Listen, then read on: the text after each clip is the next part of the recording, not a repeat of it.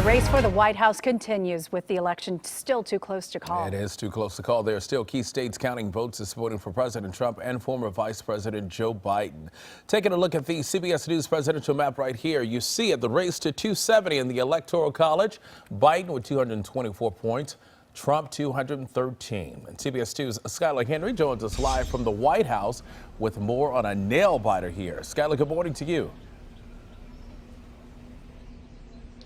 DeMarco, Suzanne, good morning. I think nail-biter is probably the best way to describe it here, a slow creep, if you will, to those 270 electoral votes. We heard from the former vice president last night as well as President Trump. Both of them have different messages in terms of how Americans should feel about the results up until this point, but election officials are saying this: patience is essential here, as it could take some states days to get all the tallies in.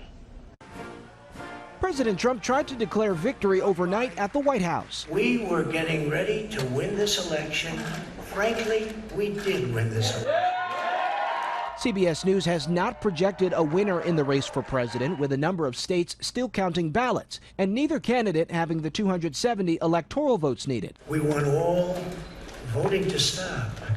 We don't want them to find any ballots at 4 o'clock in the morning. President Trump said he's ready to go to court to challenge the results. The Biden campaign called the president's remarks a, quote, naked effort to take away the democratic rights of American citizens. We believe we're on track to win this election. Former Vice President Joe Biden addressed his supporters in Delaware just after midnight this morning. We knew because of the unprecedented early vote and the mail-in vote that it was going to take a while.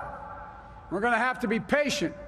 And it ain't over till every vote is counted. Because of the coronavirus pandemic, a record number of Americans voted early and by mail. It's taking longer to count those votes in states like Michigan, which hopes to have its results later today. Be beyond tomorrow morning before we actually get the vote count. And Pennsylvania, where it could be days before there's an official result. What's most important is that we have accurate results and that every vote is counted. CBS News projects the president held Biden off in Texas, Iowa, and Florida, while Biden held on to Minnesota. Georgia has yet to be called, partly because a water line break at State Farm Arena delayed counting absentee ballots.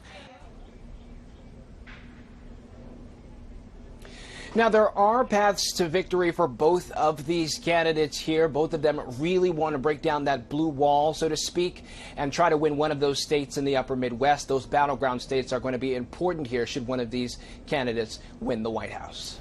So, Skyler, with several key states still counting at this hour, how crucial is Pennsylvania? Well, Pennsylvania could very well be how this thing all ends, DeMarco, but I think there are certain scenarios in which Joe Biden could lose a Pennsylvania and a Wisconsin should he win, say, Georgia and Michigan, for example, that he could reach those 270 electoral votes. DeMarco, you know something a little bit about Atlanta, and you know they're starting to see a Democratic swell, so to speak, and so if Georgia were to become a blue state, that could be very significant for Joe Biden, and it's something that his team is hoping for, but he's really trying to hone down on Pennsylvania, as you mentioned, as well as those key states in the upper Midwest. That would be a big turn of events. And before you go, let's talk about this hairline that everybody in the control room is talking about. You want to give your barber a shout out because your hair is fresh, crispy, bro. Right? Crispy, right? Yeah, it is very crispy. All right, good to see you, man. Thank you, I appreciate it. And you're doing a phenomenal job. Thank you. Had to pick on it real quick.